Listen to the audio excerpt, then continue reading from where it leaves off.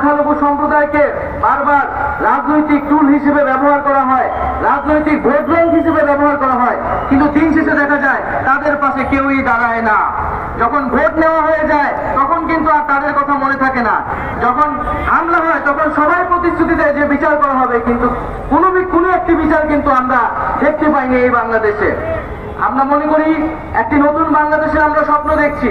যদি এই নতুন বাংলাদেশ ইনক্লুসিভ না হয়, এই নতুন বাংলাদেশের স্বপ্নে যদি সকল জনগোষ্ঠী একমত না হতে পারে, অন্তর্ভুক্তি না হতে পারে, তাহলে এই বাংলাদেশ কিন্তু এই বাংলাদেশের স্বপ্নটি ব্যর্থ হবে।